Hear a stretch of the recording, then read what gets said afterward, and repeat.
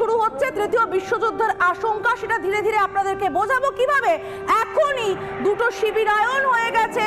কেউ দাঁড়াচ্ছে হিজবুল্লাহ গোষ্ঠী, অর্থাৎ হিজবুল্লাহ গোষ্ঠীকে মদতদাতা ইরানের পিছনে, কেউ দাঁড়াচ্ছে ইসরায়েলের পিছনে। একে একে আসবো সেই সব ছবিতে। ময়ূখ, সমাজে এই মুহূর্তে আমাদের গোটা বাংলার মানুষকে এটা জানাতে হবে, যারা এই মুহূর্তে বাংলা থেকে দেখছেন, গোটা ভারত থেকে দেখছেন, ভারতীয় উপমহাদেশ থেকে যারা এই মুহূর্তে দেখছেন, কেউ সুনিশ্চিত, কেউ সুরক্ষিত থাকতে পারবেন না। না বাংলাদেশ থাকতে পারবে, পাকিস্তান থাকতে পারবে, ভারত থাকতে পারবে যদি এই ধরনের মিসাইল স্ট্রাইক লাগাতার চলতে থাকে। এই মুহূর্তে লেবাননের ছবি আমরা দেখাচ্ছি, দেখুন এক এক করে লেবাননে যেভাবে মিসাইল স্ট্রাইক হচ্ছে, ইসরায়েল থেকে এই মুহূর্তে যে স্ট্রাইক, আমি একবার ফুল ফ্রেম দেখানোর চেষ্টা করবো। এই ছবি গোটা বাংলার দেখা উচিত, ভারতের দেখা উচিত।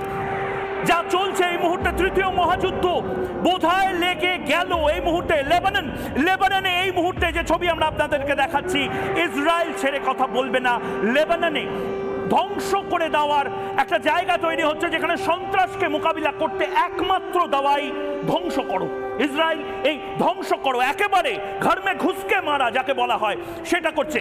এদিকে এবার আমরা দেখাবো কালী পুজোর আগেই তুবড়ির মতন ফাটছে মিসাইল। এটা ইসরায়েল। একদিকে লেবাননের ছবি দেখালাম, এবার ইসরায়েলের ছবি ফুল ফ্রেমে দেখবো। তুবড়ির মতন দেখুন, কালী পটকার মতন ফাটছে। এই যেন কালী পুজোর আগের রাত, মহালয়ার আগের রাতে আমরা কাল এই ছবি লাইভ দেখিয়েছিলাম।